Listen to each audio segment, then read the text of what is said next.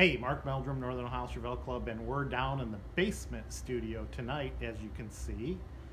And I'm sure all of you are struggling along this week, just like I am with this coronavirus. My work schedule's been kind of crazy. I don't know. I really don't talk about work too much on my Chevelle videos, but needless to say, uh, it's been a challenge. I manage a laboratory, engineering laboratory that runs 24/7, and we've been trying to keep that going with basically 50% of the work staff in. So I've been working this week. I'll work Monday, Wednesday, Friday, and pretty much stay isolated at my desk.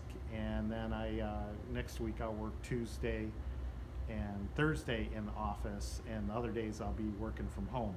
Now, if the governor of Ohio says, "Hey, that's it, you're shutting it all down," we'll shut it down too. But anyway, it's really put a damper on all the registrations that are coming in. Really haven't received any registrations this week, and I can totally understand. We're sitting at 180. Which is great. That means we've got 20 more entries to go, and we got the show completely sold out. So by the time August rolls around, hopefully we've got all this behind us and this country is moving forward. But I do get a kick out of some of the notes that people send to me. Here's one from Wayne Drury from Elmwood, Ontario, Canada, coming all the way from Canada. Enclosed, please find my payment, U.S. cash, for the 2020 Chevelle show. My wife Ann and I will be driving our 1970 Chevelle convertible 360 miles from our home in Ontario, Canada. So thank you for driving down to the show.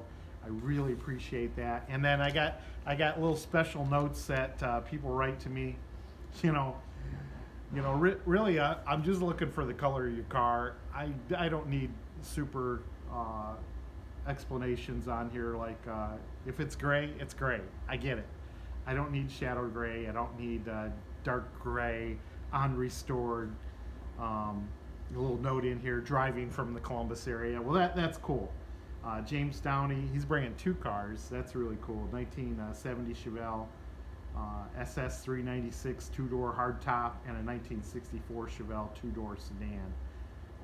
And the 70 Chevelle is shadow gray, and the 64 Chevelle is dark green, unrestored. I just get a kick out of these little notes that people send me. Thank you very much. The notes that are missing sometimes, though, don't help out. And I got to tell you, a lot less trailers this year. We've got 58. I think I've mentioned this before. The 69 guys, they trailered their cars to the show. They must have been thinking they were jewels.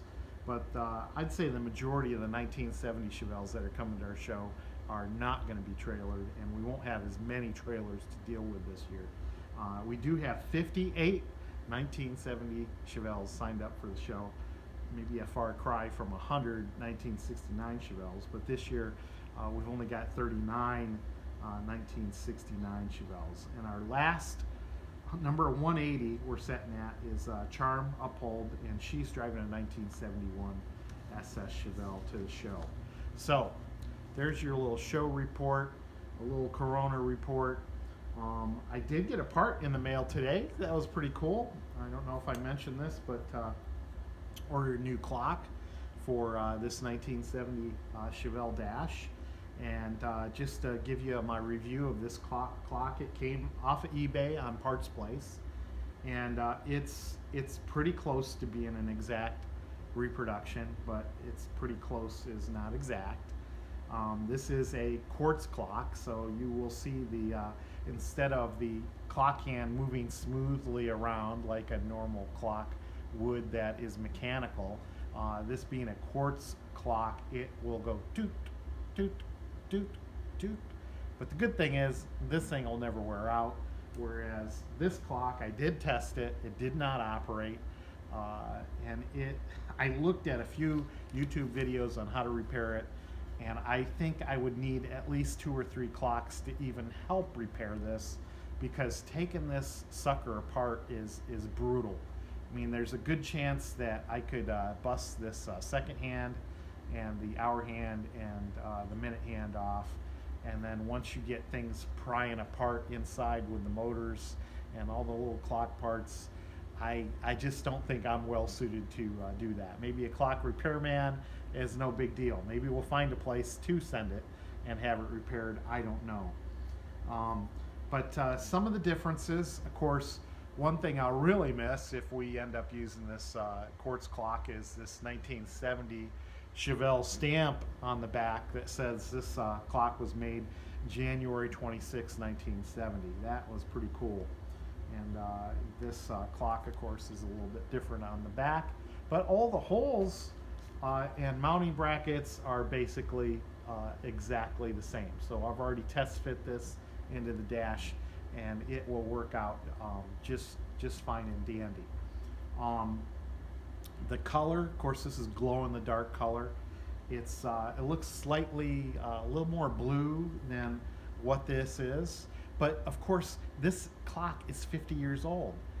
This is probably what it looked like brand new. I mean, I take parts at work and I stick them in a drawer for long periods of time to see what happened with colors of plastics.